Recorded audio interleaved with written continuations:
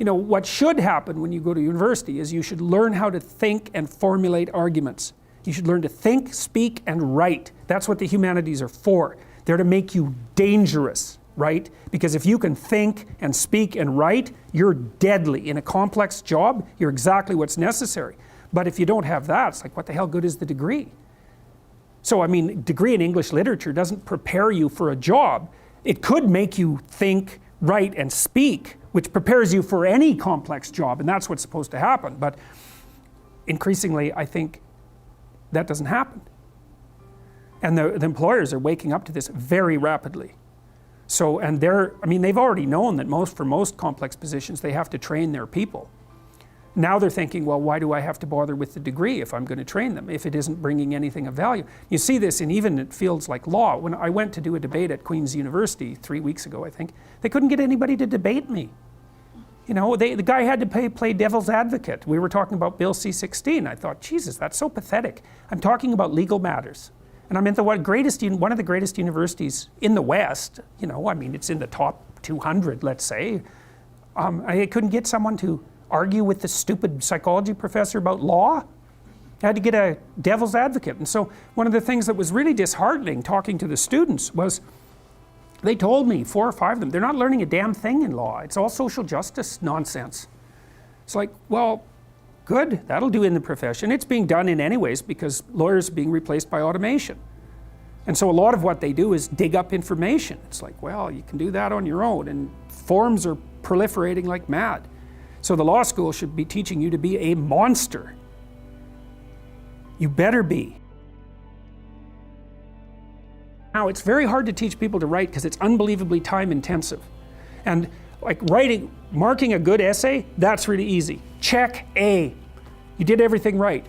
Marking a bad essay? Oh my God. The words are wrong, the phrases are wrong, the sentences are wrong, they're not ordered right in the paragraphs aren't coherent, and the whole thing makes no sense. So, trying to tell the person what they did wrong, it's like, well, you did everything wrong. Everything about this essay is wrong. Well, that's not helpful either. You have to find the few little things they did half right, and you have to teach them what they did wrong. It's really expensive. And so what I did with this rubric was try to address that from the production side instead of the grading side. But the best thing you can do is teach people to write, because there's no difference between that and thinking. And one of the things that just blows me away about universities is that no one ever tells students why they should write something. It's like, well, you have to do this assignment.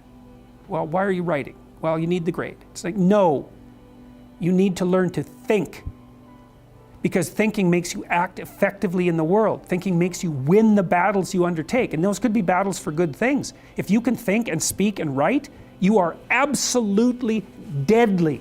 Nothing can get in your way. So that's why you learn to write. It's like, and I can't believe that people aren't just told that. It's like, it's the most powerful weapon you can possibly provide someone with.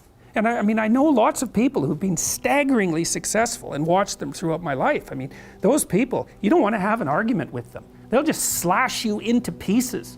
And not in a malevolent way. It's like, if you're going to make your point and they're going to make their point, you better have your points organized, because otherwise you are going to look like and be an absolute idiot. You are not going to get anywhere. And if you can formulate your arguments coherently and make a presentation, if you can speak to people, if you can lay out a proposal, God, people give you money, they give you opportunities, you have influence. That's what you're at university for. And so that's what you do. Is you're in English, right? Yeah, in languages anyways. It's like, yeah, teach people to be articulate, because that's the most dangerous thing you can possibly be.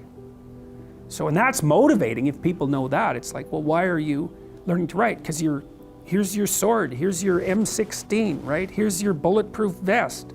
Like, you learn how to use them. But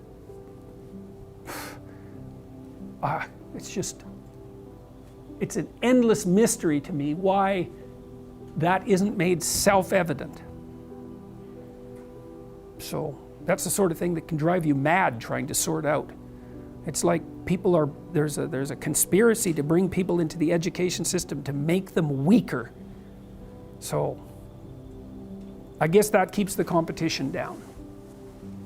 Maybe that's one way of thinking about it. If your students are stupid, they're not going to challenge you. When I talk to people about doing the future authoring program, they often put it off, and it's not surprising because it's hard. But it's more than that. They think, well, I don't know how to write.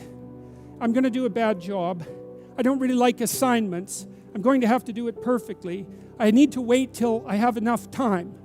And like one of those is enough to stop you cold, and all 5 of them, you're just done. And so I tell people, do it haphazardly, a tiny bit at a time, and badly, because you can do that.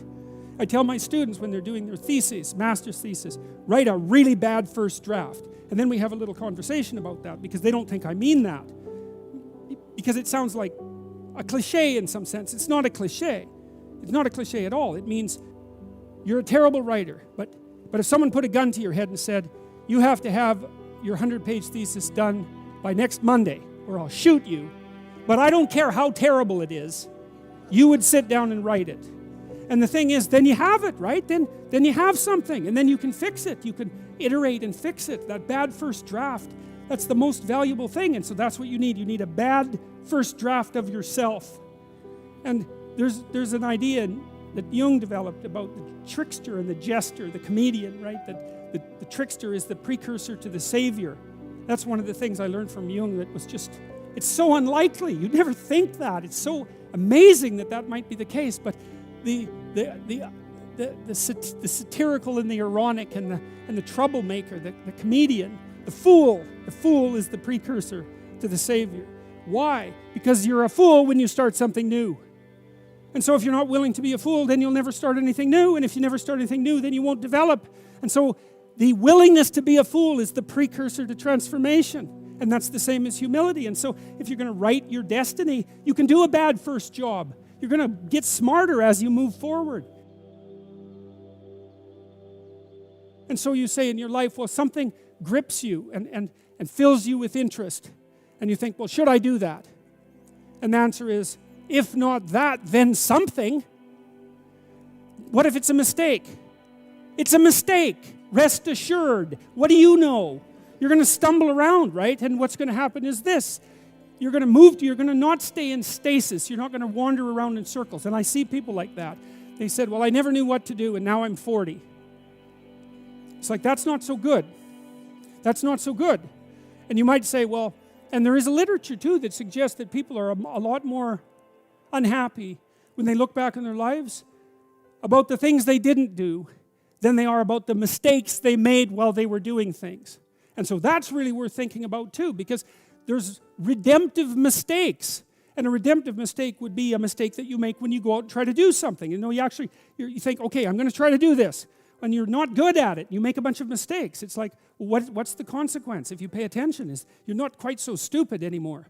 That's the thing, is you've been informed by the results of your errors. And so what happens is you follow the beacon, you follow the light. And you're blind, so you don't know where the light is. It's dimly apprehended only, and you're afraid to follow it. But you decide to take some stumbling steps towards it. And as you take stumbling steps towards it, you become illuminated and enlightened and informed. I did a talk at Harvard 4 years ago, and I pointed out 2 things to the students in the audience. One was that a tremendous amount of civilization and effort had gone into producing the institution that they were now part of, and that everyone who was part of that institution was hoping that they would come there and learn everything they possibly could that was relevant and important, and that they would be the best possible people they could be, and they would go out in the world and do as much good as they possibly could. That was the essential mission of the enterprise. And that was really the case. And also that learning to write in particular was going to make them more powerful than they could imagine. And a number of students came up to me afterwards and said, I really wish someone would have said that to us when we first came here. And it's the writing part of that. I kind of got obsessed with that when I was working as a professor. And I'm working on a piece of software right now to help, which we'll launch soon, to help people write. Because what I observed in my own career, and it's so interesting, the parallelism is so interesting, but not surprising, is that nothing can stop you if you can write. And it's for the reasons you just laid out. It's like, when you write, you make a case for something, whatever it happens to be. And if you make the best case, well, then you win and you get whatever it is that you're aiming at. And so, you know, you said, maybe that's why I didn't ask you why you went into English. I guess that might have been the reason, is that the utility of learning to write is so self-evident to me that it could pass by without question. But it's also interesting to think about how it fits into this broader, well, let's say at least partially military/strategic way of looking at things. You know, you described the intense relationship between marshaling your arguments properly, getting everything in order on the page, and making strategic progress, truly in the military sense, that those things are tied together very, very precisely. And it's obviously your ability to communicate as well that's well, look what it's done. You have your podcast, you have your YouTube channel, you have your books, which many of which you self-published.